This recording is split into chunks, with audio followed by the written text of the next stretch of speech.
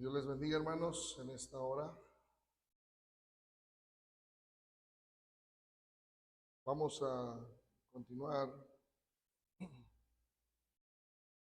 viendo este tema de los fundamentos básicos y estamos ya considerando el tercer evangelio,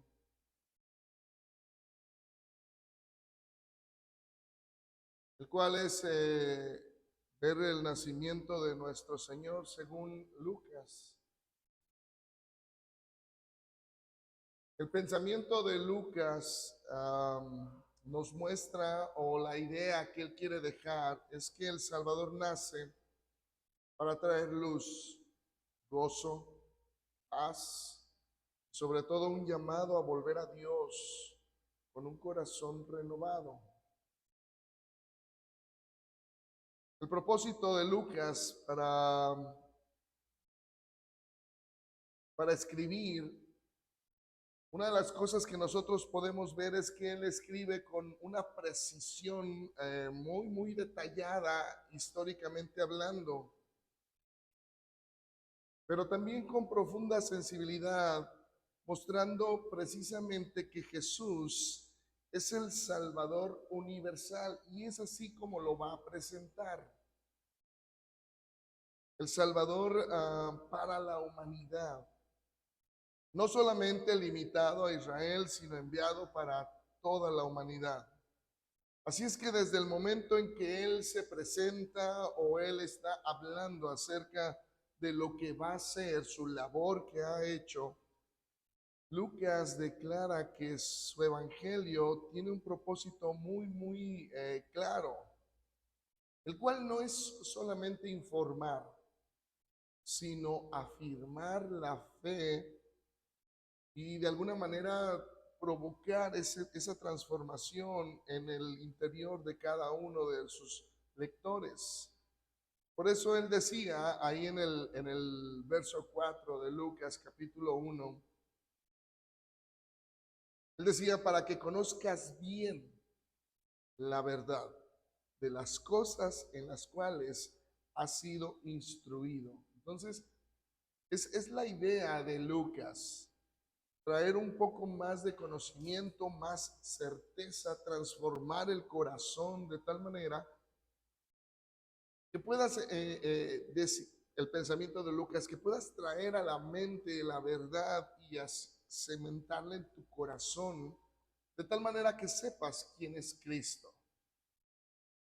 Así es que Lucas presenta a un Cristo muy cercano, por ejemplo, a los humildes. Entonces, su evangelio nos presenta cómo el Señor se acerca a las personas que de alguna manera eran rechazadas. Ahí podemos verlo en Lucas 1:52 y 4:18. No los vamos a leer porque son muchísimas las citas las que podemos encontrar. Pero también podemos ver a un Cristo que es compasivo con los pecadores. Yo nada más puse dos, podemos poner muchísimas, pero ahí puse dos, Lucas 5:31, 32 y 7:34. También podemos ver a un Cristo misericordioso con las personas que habían sido rechazadas, leprosos, endemoniados. Entonces, ahí nosotros podemos ver el corazón de este Cristo que Lucas está mostrando. Y también pues vemos que él presenta a un Cristo capaz de renovar el corazón y no solo de modificar conductas externas. Por eso mismo su forma de presentarlo tiene un propósito y es el hecho de que no quiere solo que sepamos quién es Jesús, sino que seamos transformados a través de lo que Él vino a hacer. Él escribe ahí en el capítulo 19, verso 10, porque el Hijo del Hombre vino a buscar y a salvar lo que se había perdido. Entonces, ese es el enfoque que le va dando Lucas, entendiendo de que Lucas le está escribiendo a personas gentiles, más directamente, pues Él trata de que la gente entienda que el Evangelio, aun cuando Lucas es el que más abarca acerca del nacimiento de Jesús, porque él quiere que se entienda cómo y por qué Dios entró en nuestra historia y la forma en cómo él entra, no con, no con reyes ni ejército, sino de alguna manera pues en hogares sencillos, en corazones expectantes o que lo esperan, personas comunes. Y por eso hallamos a personas claves en este evangelio, en donde Dios de alguna manera se acerca y muestra tal cual Él es. Y eso es lo interesante, porque Lucas por eso se enamora del evangelio, porque él de alguna manera investiga con el, primero con la idea de saber ¿por qué la gente cambia su forma de ser? ¿Por qué la gente transforma su vida, su forma de pensar, de actuar, de andar? Y por eso él se da a la tarea de buscar todos los detalles y ponerlos de alguna manera muy cronológica. Así es que nos presenta personas claves en su evangelio, como por ejemplo a María y el ángel Gabriel, donde nosotros podemos ver cómo personas sencillas, humildes, son escogidas. Y en este caso, pues una joven, tal vez sin prestigio social, pero cumplía con el principio divino, una persona humilde, sencilla, a la cual pues nosotros sabemos que dice Santiago ahí en el capítulo 4, verso 6. Dice, pero Él da mayor gracia. Por esto dice, Dios resiste a los soberbios y da gracia a los humildes. También podemos ver personajes como Zacarías y Elizabeth, donde Dios restaura la fe del sacerdote que de alguna manera duda. Y este nacimiento pues también ayuda a esas personas aquellos creyentes que estaban en la fe, pero de alguna manera pues ya iban como cansados en el camino. Podemos ver también a personas como los pastores a los cuales se les anunció la llegada. Dios anuncia el nacimiento del Salvador a aquellas personas comunes y de alguna manera cumple una de las profecías que estaban establecidas por el profeta Isaías, en donde cada uno de nosotros podemos ver que Él vino para ayudar mostrando esas buenas nuevas de salvación. Y todo esto avalado o de alguna manera Lucas muestra esta figura o esta imagen para que veamos que todo esto que está aconteciendo acerca del nacimiento del Señor está avalado por lo divino y se puede ver el coro de ángeles, donde el cielo pues de alguna manera celebra que la tierra aún cuando no comprenden su totalidad y mucho menos tenemos el privilegio de que el Señor pudiera nacer por lo que hubiéramos hecho, pero aún así se celebra el hecho de que el Señor naciera en este mundo. Personas como Simeón y Ana, a quienes Dios de alguna manera honra por esa espera fiel y la fe que persevera, pues es reconocida por Dios. Así es que el relato del nacimiento, de la Navidad, proclama una verdad central. Dios no espera, Dios no espera a que subamos a Él, porque Él descendió para buscarnos. Eso es algo que Lucas quiere dejar muy muy en claro. No hubiéramos nosotros podido subir a la presencia del Señor. Por eso Él tuvo que descender para buscarnos y podernos dar así la oportunidad. Por eso Lucas muestra primero que el Salvador nace para toda la humanidad. Cuando nos narra ahí en Lucas capítulo 2, versos 10 y 11, y vamos a desmenuzar este pasaje, dice, pero el ángel le dijo, no temáis, porque he aquí os doy nuevas de gran gozo que será para todo el pueblo, que os ha nacido hoy en la ciudad de David un Salvador, que es Cristo el Señor.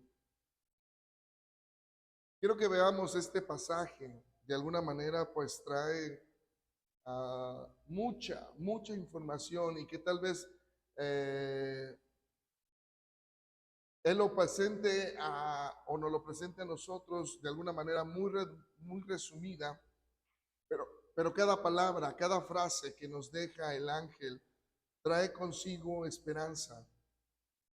Por eso vamos a ir a frase por frase para poder comprender el mensaje que Dios nos deja. Y por eso dice que el ángel les dijo, no temáis. El mensaje que trae comienza con gracia, no con condena. Cada vez que Dios irrumpe o se involucra en la historia humana, lo primero que hace es calmar el corazón. El anuncio del nacimiento del Señor comienza no con juicio, sino con un consuelo, sabiendo la necesidad que hay en el ser humano de tener buenas noticias, de saber que Dios se involucra aun cuando no lo merecemos. Y por eso podemos ver frases en donde Él mezcla esta frase o esta palabra, no temáis. Se lo dijo a los pastores, se lo dijo también a María. Y esto era una promesa ahí en Isaías capítulo 41, verso 10. Lucas muestra que la salvación comienza cuando el miedo cede su lugar a la fe. Porque de alguna manera cuando hay temor, el temor separa. Y lo que hace la gracia es precisamente unir. Dios se revela no para destruir, sino para rescatar. Por eso el apóstol Juan, cuando él escribe en la primera carta, en el capítulo 4, en el verso 18,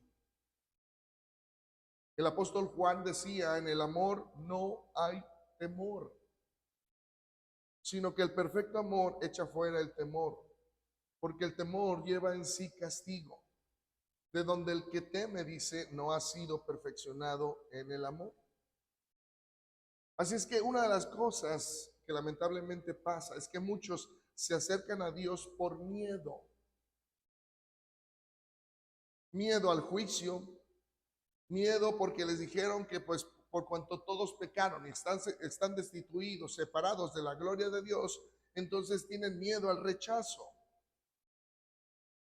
O también les dicen, ¿saben qué? Pues es que toda la carga de pecado que tú tienes, pues eso te aleja. Y entonces la gente se separa de Dios o tiene miedo precisamente por su pasado. Y aún muchas veces nosotros en nuestro presente seguimos atrayendo los pecados de nuestro pasado. Por eso el Señor en esta parte, Lucas trata de ayudarnos a mostrar que el nacimiento de Cristo se centra donde empieza el Señor a tranquilizar el corazón. No temas, Dios viene a salvarte.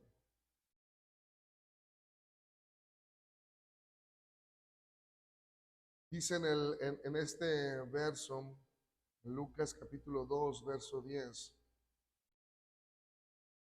dice, porque aquí os doy nuevas, esas buenas nuevas, el Evangelio, el cual es un mensaje donde trata de alguna manera de traer esas buenas noticias. Y normalmente cuando se hablaba de esas buenas, cuando había una victoria de un rey, cuando se regresaba de la guerra y traían buenas nuevas, precisamente es para decir que había habido una victoria en la guerra, o que ya había terminado la guerra, o que había un nacimiento de un heredero. Por eso Lucas usa este término para aplicarlo al nacimiento de Jesús, porque precisamente pues la verdadera victoria había llegado. Donde cumple profecías, por ejemplo, en Isaías capítulo 52, verso 7, cuán hermosos son sobre los montes los pies del que trae alegres nuevas, del que anuncia la paz, del que trae nuevas del bien, del que publica salvación, del que dice a Sión, tu Dios reina. Profecías como Isaías capítulo 61, verso 1, cuando el Señor dijo también esta parte, Él estando en su tierra, estas palabras Él las dijo: el Señor, el Espíritu del Señor y Dios está sobre mí, por cuanto me ha ungido para anunciar buenas noticias a los pobres, me ha enviado a sanar los corazones heridos, a proclamar libertad a los cautivos y la libertad de los prisioneros. Estas palabras el Señor mismo las pronunció estando en Nazaret, en la sinagoga, de donde fue rechazado y casi lo despeñan. Pero el Evangelio no es: haz esto para que Dios te acepte. Porque eso es lo que hacían los escribas y fariseos. Tú tienes que hacer esto para que Dios te acepte. Si no lo haces, entonces pues no tienes oportunidad. El Evangelio es: Dios vino porque te ama. Así es que en un mundo lleno de malas noticias, de violencia, de crisis, desesperanza, tristeza, angustia, enfermedad, hambre, el nacimiento de Cristo sigue siendo la mejor noticia que jamás se ha anunciado. Por eso decían: traigo nuevas, dice, de gran gozo. La salvación precisamente produce eso, alegría. Lucas recalca que el anunciar al Salvador produce ese gozo, no un gozo temporal, efímero, superficial, sino ese gozo eterno. De alguna manera, cuando uno estaba mal, sabía que la relación con Dios se separa, se limita. Pero cuando uno está haciendo la voluntad de Dios, fíjese bien cómo se expresa el salmista. En el Salmo capítulo 126, verso 2, decía el salmista: entonces nuestra boca se llenará de risa y nuestra lengua de alabanza. Entonces dirán entre las naciones: grandes cosas ha hecho Jehová con estos.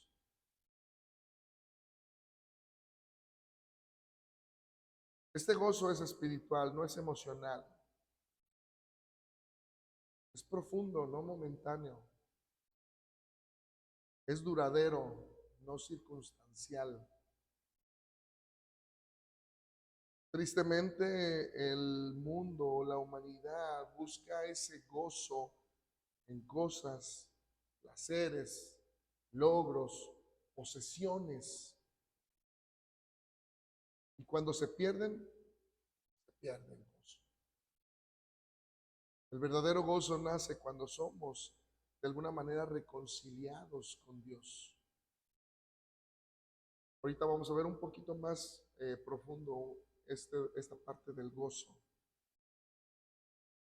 Pero decían los ángeles, habrá gozo que será, dice, para todo el pueblo. Entonces nos muestra que la salvación es universal, no solamente para un grupo. Por eso Lucas enfatiza que el Salvador no pertenece a un grupo, a una raza, a una nación. No es para los judíos, no es para solamente para los religiosos, no es para aquellas personas que moralmente se sienten bien o buenas. El anuncio se da a pastores, personas que eran consideradas de alguna manera ceremonialmente impuras. No podían entrar a las sinagogas por su labor.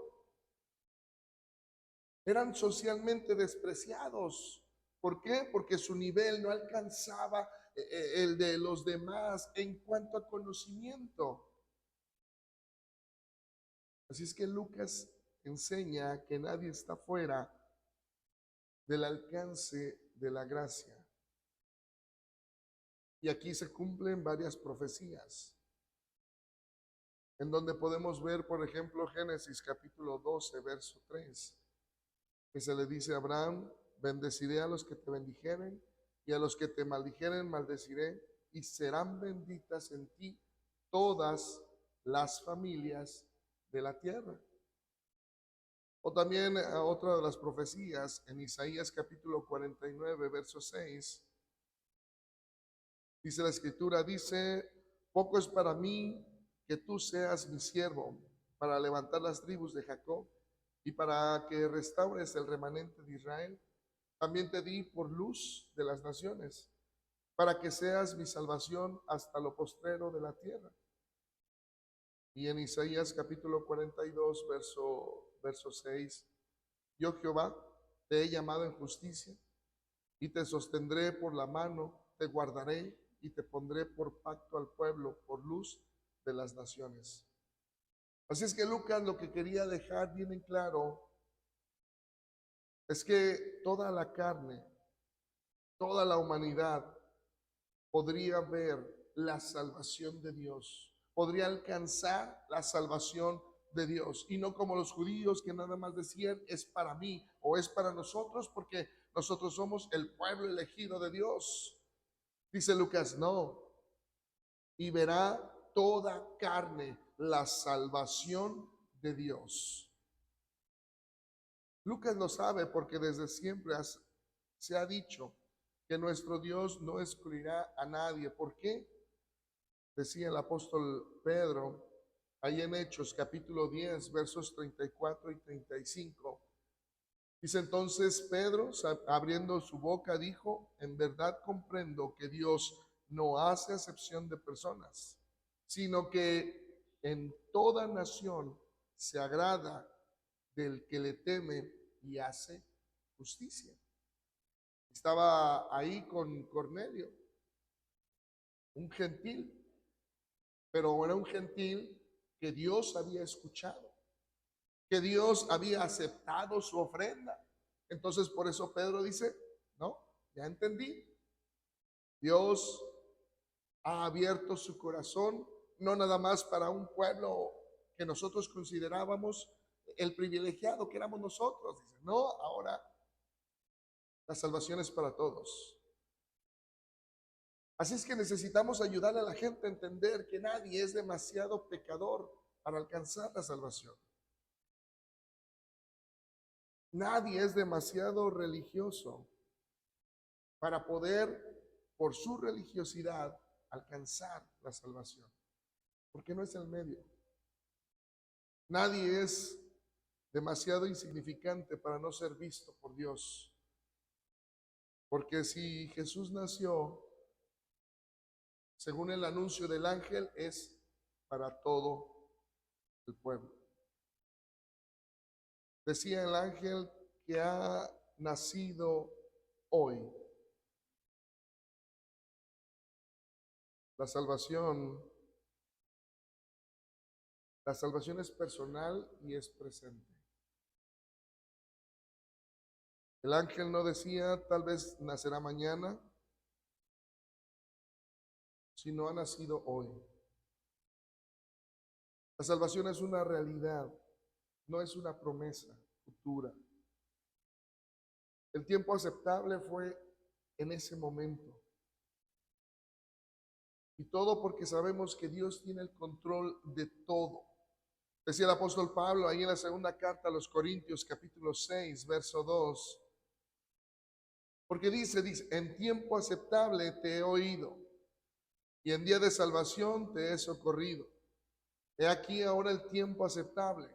He aquí ahora el día de salvación. Por eso mismo el Señor siempre tuvo esto en mente. Y podía decirlo con toda liberalidad. He venido, decía el Señor,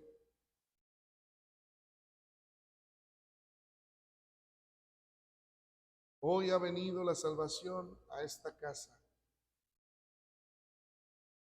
Desde el momento en que Él nace, esta fue la intención. Hoy ha venido la salvación. La salvación no se hereda, se recibe. No es para mañana, es para hoy.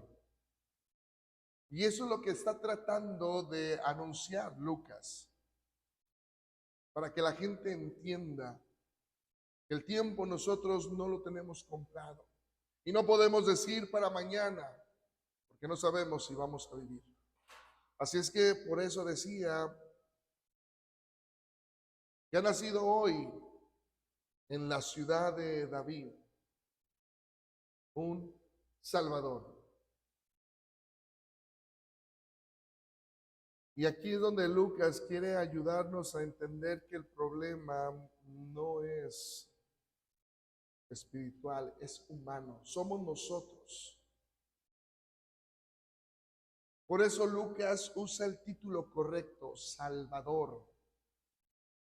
¿Por qué? Uno, porque el hombre está perdido. ¿Por qué? Porque el pecado nos separa de Dios. ¿Por qué? Porque nosotros necesitamos redención. Por eso decía el apóstol Pablo, perdón, ahí en Romanos capítulo 3, verso 10, como está escrito, no hay justo ni aún uno.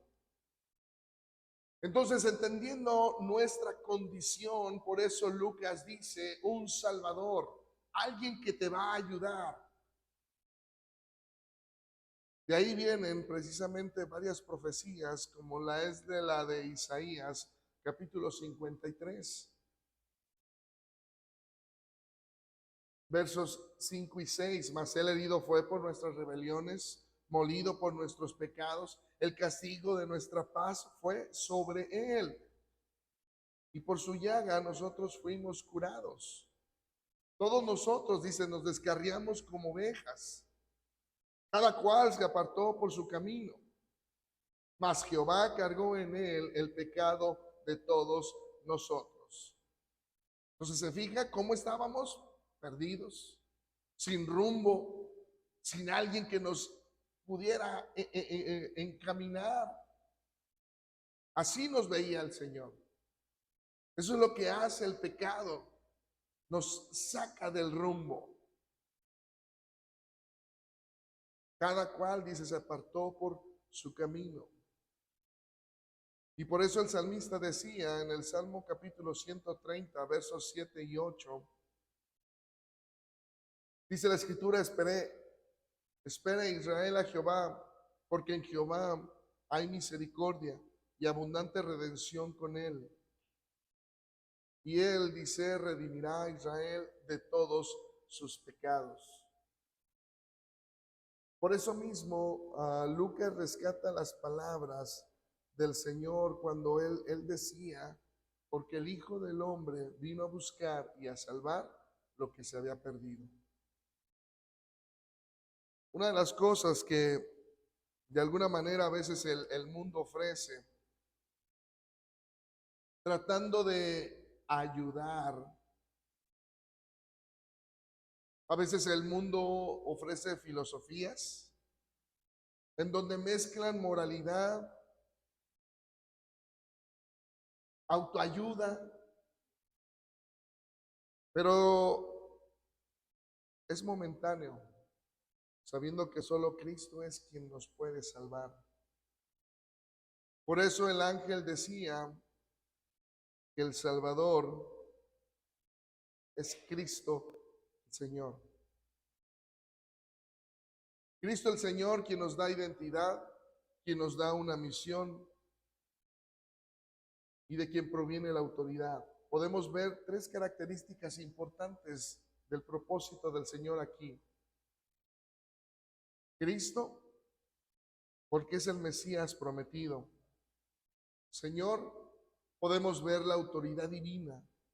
Y Salvador, porque podemos ver su misión redentora.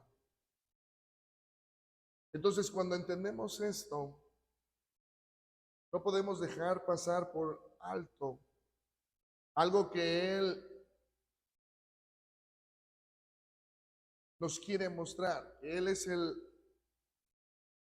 quien merece toda la honra y la gloria por lo que Él hizo.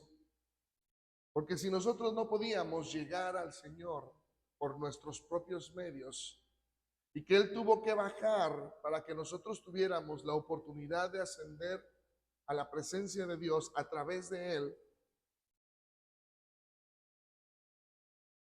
decía el apóstol Pablo, para que no se nos olvide, cuando Él decía, hayan pues en vosotros este mismo sentir que hubo. Lo que hizo el Señor, entonces dice el apóstol Pablo ahí en Filipenses capítulo 2, versos 9 al 11. Después de que Él hizo todo esto, venir, mostrarse como un siervo, acatar la voluntad de Dios, entonces dice, por lo cual Dios también lo exaltó hasta lo sumo y le dio un nombre que es sobre todo nombre, para que en el nombre de Jesús se doble toda rodilla de los que están en los cielos, en la tierra y debajo de la tierra, y toda lengua confiese que Jesucristo es el Señor, para gloria de Dios Padre. Por eso el Señor nace para la humanidad, porque era lo que nosotros necesitábamos. Así es que Lucas trata de ayudarnos a entender cuál fue el rol o el papel de nuestro Señor al nacer y qué es lo que trajo para la humanidad. Porque de alguna manera el Señor nace para ofrecer paz.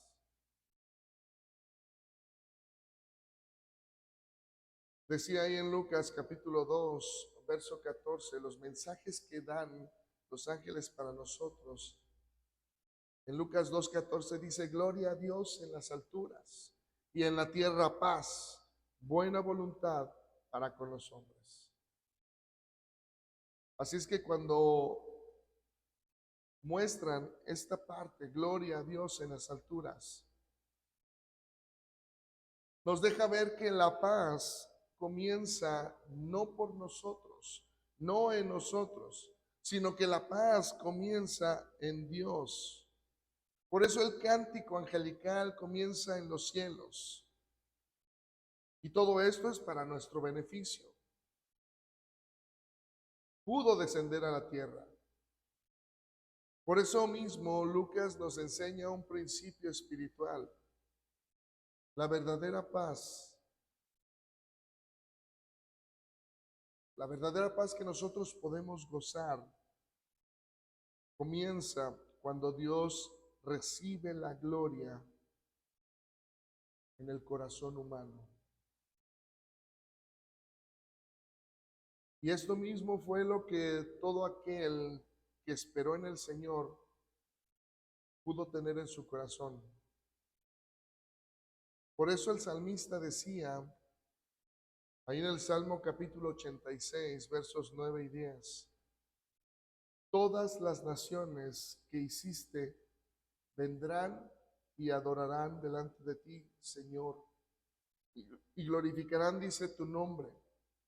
porque tú eres grande y hacedor de maravillas. Solo tú eres Dios. De estas palabras que escribe el salmista, el apóstol Pablo, nos las pasa al costo para que nosotros reconozcamos a nuestro Dios como el hacedor de todo. Por eso el apóstol Pablo decía ahí en Romanos capítulo 11, verso 36, él decía, porque de Él y por Él y para Él son todas las cosas. A Él sea la gloria por los siglos. Amén.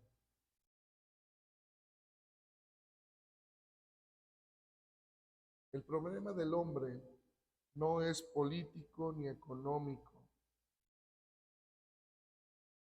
es teológico.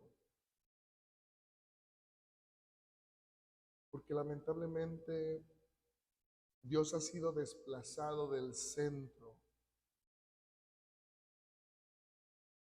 Y eso es lo que el apóstol Pablo le escribe a los gentiles, a los romanos.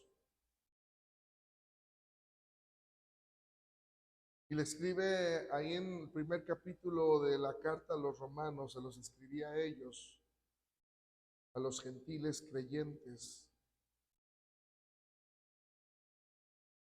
Y él les decía, pues habiendo conocido a Dios, no le glorificaron como a Dios, ni le dieron gracias, sino que se envanecieron en sus razonamientos y su necio corazón fue entenebrecido.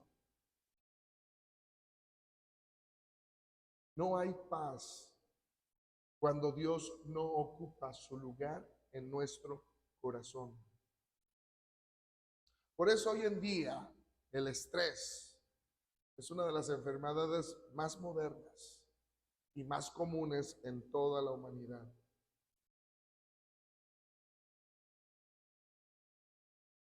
¿Por qué? Porque es el fruto de una vida que no se ha rendido a Dios. Por eso el Señor decía, no te afanes. ¿Y qué es lo que hacemos nosotros? Nos afanamos. Nos olvidamos de Dios y quitamos a Dios del centro. Y entonces no hay paz. Por eso el cántico de los ángeles era gloria a Dios en las alturas y en la tierra paz. Esa paz real, esa paz verdadera. Lucas no promete una tierra sin conflictos. Cuando hablamos de paz, que tristemente la gente confunde, pensando en que paz es no tener guerras, paz es que estés bien, que tengas todo lo necesario, que no tengas que padecer ni persecución, ni tristeza, ni angustia, ni desesperación, sino que tu corazón esté tranquilo. Lucas no promete ni nos muestra que la paz es no tener conflictos. Nos muestra que la paz es un corazón reconciliado con Dios. Por eso cumple una profecía de Isaías capítulo 9, verso 6. Porque un niño nos es nacido, hijo nos es dado, y el principado sobre su hombro, y si se ha llamado su nombre, admirable, consejero, Dios fuerte, Padre eterno, príncipe de paz. Miqueas capítulo 5, verso 5 dice, y este será nuestra paz. Cuando el asirio viniere a nuestra tierra y cuando hollare nuestros palacios, entonces levantaremos contra él 7 pastores y 8 hombres principales. Y también en Isaías capítulo 26, verso 3, tú guardarás en completa paz aquel cuyo pensamiento en ti persevera, porque en ti ha confiado. Por eso la paz en Cristo no es algo físico, material. La paz en Cristo trae esa paz espiritual, esa paz profunda, esa paz permanente. El apóstol Pablo, por eso pensando precisamente en esto, en que nuestro Señor trajo paz, él dijo ahí en la carta a los Efesios, capítulo 2, verso 14, porque Él dice, es nuestra paz, que de ambos pueblos hizo uno, derribando la pared intermedia de separación. Porque el mundo busca paz por medio del poder, acuerdos, a través del control. Pero la paz verdadera en una persona viene a través del rendir nuestro corazón, nuestro pensamiento y nuestra voluntad a Dios. Y el cántico de los ángeles, por eso decía, buena voluntad para con los hombres.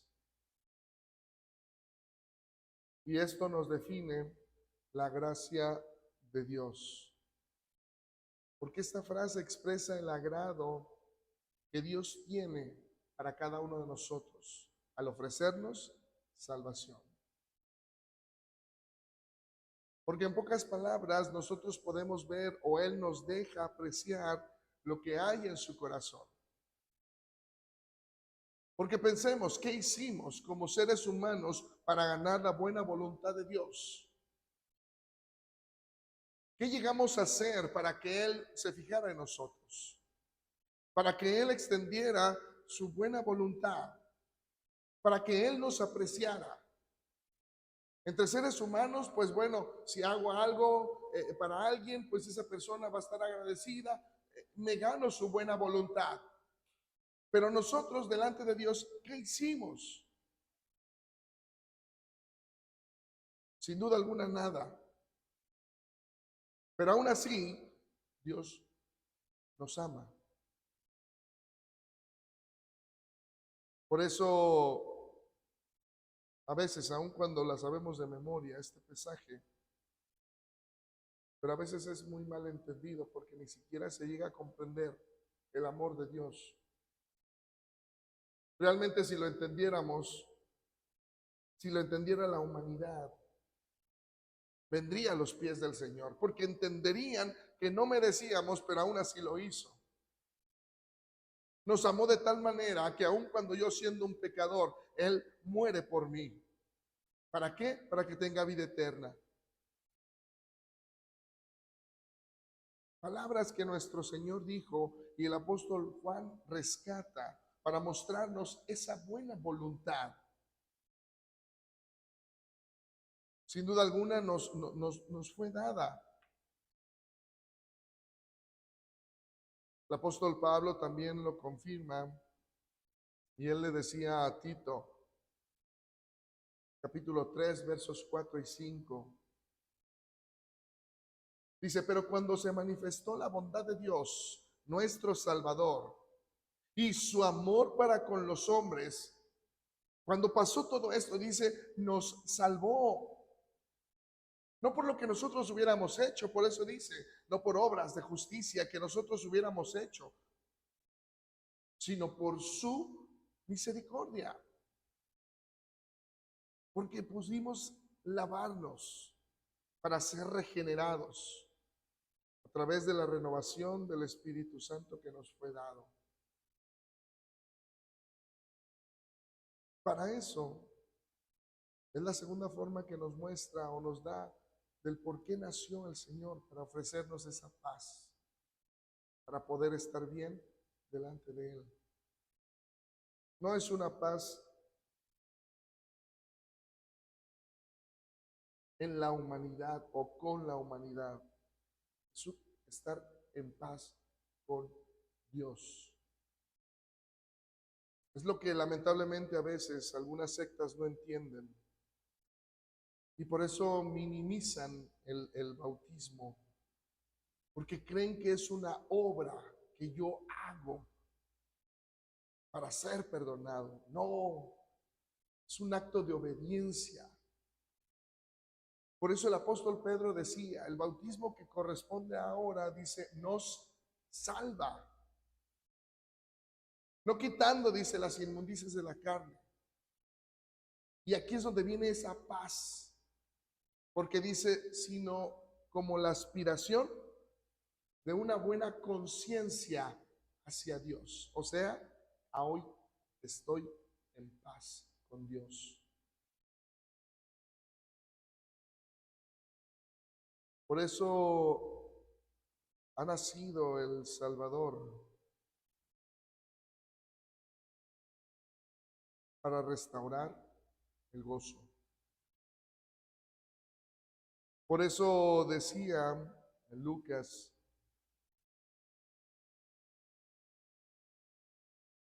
en el capítulo 2, el verso 10, no se los puse.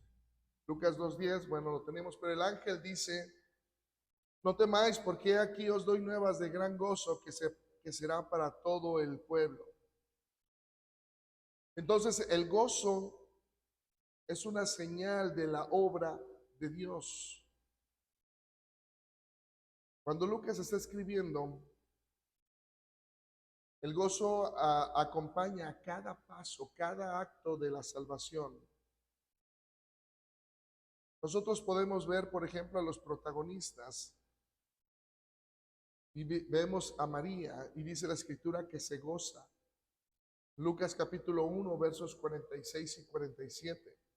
Dice, entonces María dijo, engrandece mi alma al Señor y mi espíritu se regocija en Dios, mi Salvador. Los pastores también se gozaron. Dice ahí en Lucas capítulo 2, verso 20. Y volvieron los pastores glorificando y alabando a Dios por todas las cosas que habían oído y visto, como se les había dicho. Zaqueo también se gozó cuando le dijo, ven, es necesario que pose en tu casa. Y entonces dice que él se bajó. Dice, entonces él descendió a prisa y le recibió gozoso. Porque donde Cristo entra, hay gozo. Y ahí es donde se nos muestran varias profecías. Cada uno de nosotros podemos ver cómo es que Dios cumple. Pero necesitamos nosotros entender que si Él vino es con un propósito. Que si Él nació es para nuestro beneficio. Que si Él encarnó es porque tenía que hacerlo, que nosotros lo necesitábamos. Por eso Lucas trata de ordenar los eventos de tal manera que la gente entienda con la mayor facilidad posible que Cristo vino a restaurar su corazón. El pecado nos estaba alejando más y más. Por eso Lucas presenta el nacimiento de Jesús como un acontecimiento histórico, universal y también espiritual.